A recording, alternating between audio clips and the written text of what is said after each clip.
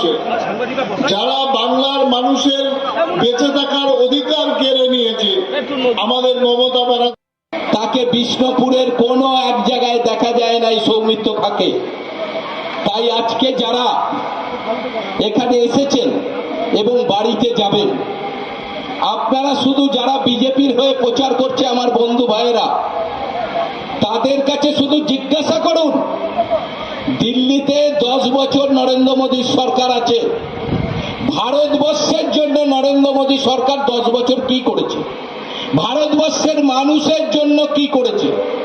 বিজেপির লোকরা বাড়ি বাড়ি গিয়ে বলুক যে আমরা 10 বছর ক্ষমতায় আছি, আমাদের দলের প্রার্থীকে আগেরবার আপনারা ভোট দিয়ে জিতিয়েছেন, আমাদের বিজেপি সরকার বাংলার মানুষের জন্য এই করেছে, ভারতবর্ষের মানুষের জন্য এই করেছে। কোন কাজ 10 বছর করে নাই। এই নরেন্দ্র মোদী সরকার আমাদের দেশকে পিছিয়ে দিয়ে যাচ্ছে। এই নরেন্দ্র মোদী সরকার আমাদের ভারতবর্ষের অর্থনৈতিক অবস্থাকে খারাপ করে দিয়েছে। দেশ শুধু নরেন্দ্র মোদী আর অমিত শাহের নয়, দেশ আমাদের সবার। আর এই দেশকে রক্ষা করার জন্য এবার ভারতবর্ষের গদি থেকে নরেন্দ্র মোদীকে টেনে নামাতে হবে, যাতে ভারতবর্ষে তিনি আর প্রধানমন্ত্রী হতে না পারেন। আর সেই কাজ আমাদের গ্রামগঞ্জ থেকে শহর, গোটা ভারতবর্ষের প্রতিটি জায়গায় মানুষকে দায়িত্ব নিতে হবে নরেন্দ্র মোদীর মতো মানুষকে দিল্লির গদি থেকে সরাবার জন্য। আর এখানে সৌমিত্র খা যিনি এখানে দাঁড়িয়েছেন, তিনি 5 বছর আপনাদের পরিষেবা করবেন। কি পরিষেবা করবেন আপনি বলুন তো? যে লোকটা নিজের ঘরের বউকে রক্ষা করতে পারে না, বউকে বেঁধে বাড়িতে রাখতে পারে না, সে লোকটা দেশের মানুষের জন্য কি কাজ করবে? কি কাজ করবে?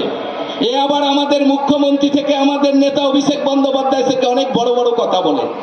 আরে বড় বড় কথা বলবেন, বড় বড় কথা বলবেন তো, মানুষ ভোট দিয়েছে তার জন্য কি করেছেন সেটা করুন। আর আমি আপনাদের কাছে আবেদন করব, এই লোক যদি ভোটের জন্য কোথায় কোনো পাড়ায় আসে, আপনারা তাকে জিজ্ঞাসা করুন দলবদ্ধভাবে 5 বছর আপনি কোথায় ছিলেন আর আপনি আমাদের জন্য কোথায় কি করেছেন, সেইটা আপনাদের সবাইকে জিজ্ঞাসা করতে হবে।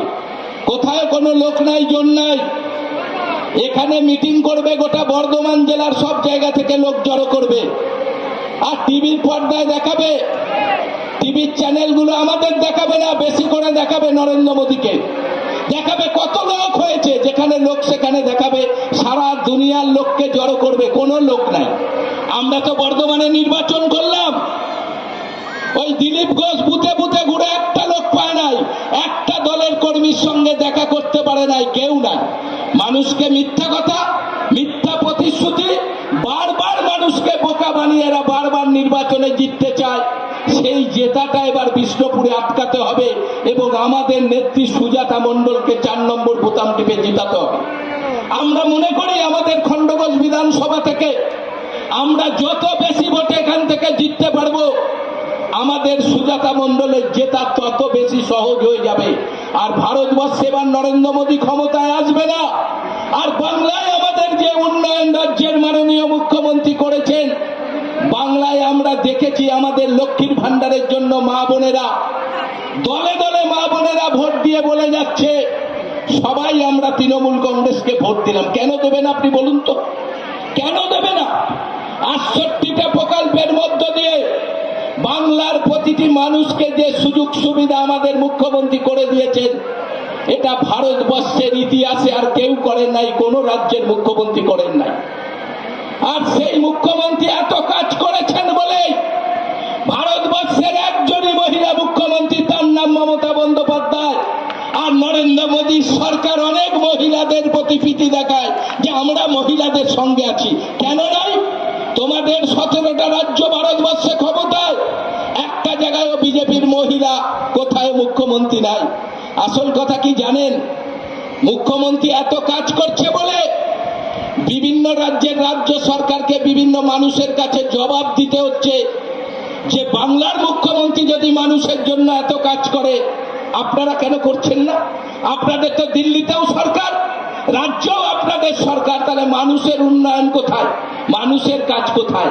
আর আমাদের এত উন্নয়ন হচ্ছে বলে আজকে 3 বছর ধরে কেন্দ্রীয় সরকার 50 লক্ষ আমাদের মানুষকে 100 দিনের টাকা বন্ধ করে দিয়েছে,